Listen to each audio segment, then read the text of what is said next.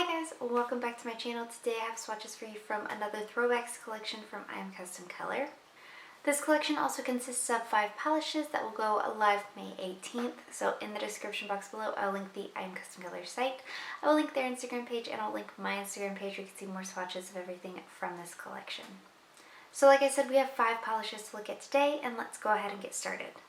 So first we have Red's Club, and this is described as a tri-thermal that goes from a red to an orange to a yellow with gold and green shimmers and flecks throughout.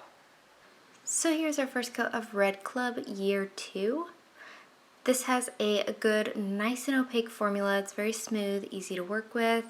This one will build up in 2 coats for me depending on your application and your preference on the transitional shade. You may want to go in for a 3rd coat.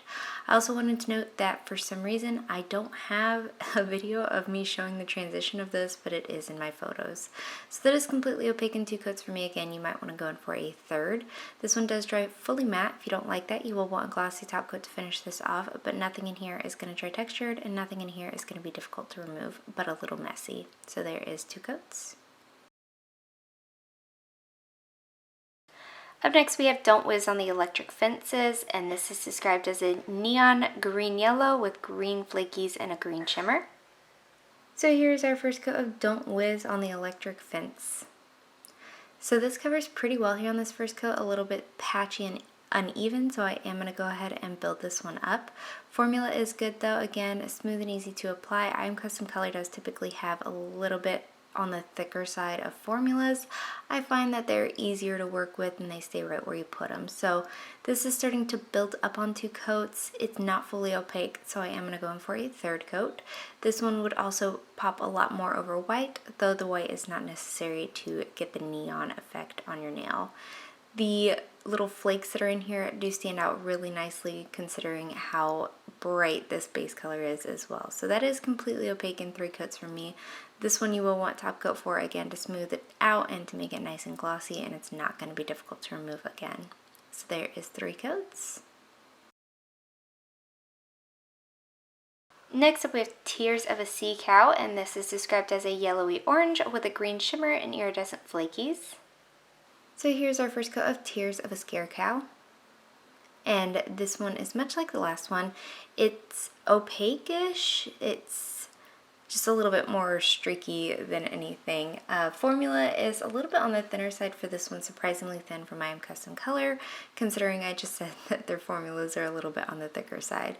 So this is building up in 2 coats. It is still pretty patchy though, so I am going to go in for a 3rd coat. This one is going to dry down dull again, so you will want a glossy top coat to finish this one off, but just like the last couple, nothing in here has actual glitter, so it's not going to be super difficult to remove, but it does get pretty messy with all the little added tiny little flecks in here. So this one builds up pretty much completely in 3 coats, nothing that anybody else would really notice, but I did notice some patchy spots still, so just bear that in mind. So there is 3 coats. Up next we have Roberto, and this is described as a white crelly with a blue ultra chrome chameleon flaky and a shimmer with hollow. So here's our first coat of Roberto, and this covers really well here on this first coat. I have always been fascinated with her white crellies like this because they are so opaque and yet you still see all the little flecks and glitters that are in all of her white crellies. I love them. Formula is, again, good, smooth, easy to apply, completely opaque in 2 coats here. This one is also going to try dull, so you will want a glossy top coat to finish this off, but it also looks really beautiful with a matte top coat if you are interested in that look. Nothing in here is going to dry textured or be difficult to remove, so there is 2 coats. And lastly for today we have Anna Pavlova, and this is described as a white crelly with a purple ultra chrome chameleon flaky and a shimmer with hollow. And here it is next to Roberto. They are pretty much identical except one has the purple and one has the blue. So here is our first coat of Anna Pavlova. So much identical to the last one. This is pretty opaque here on this first coat. Formula is very smooth and easy to apply. I do just have a couple darker spots, so I'm going to go in for a 2nd coat. But again, this is so opaque and you can still see all the little flakes that are in here. pretty impressive. So this is completely opaque in 2 coats. Just like the last one, this is going to dry down dull, so you will want a glossy top coat to finish this off. But just like the last one, nothing in here is going to dry textured, and nothing in here is going to be difficult to remove like a glitter. So there is 2 coats.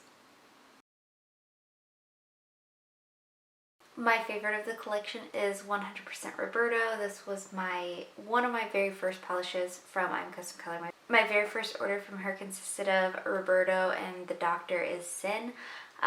So this has a real nostalgic feeling to me. It is my very first indie. So I really, really like this one, as well as it's got a beautiful formula. It's got the speckled look. It is acrylic. It is everything that I still love in indie polishes. So I really love Roberto. And guys, that is it. Let me know in the comments below what you thought of this collection. Let me know if you plan on picking any of them. And let me know what your favorite was. Give this video a thumbs up if you liked it. Subscribe if you'd like to see more from me. And I will talk to you again next time.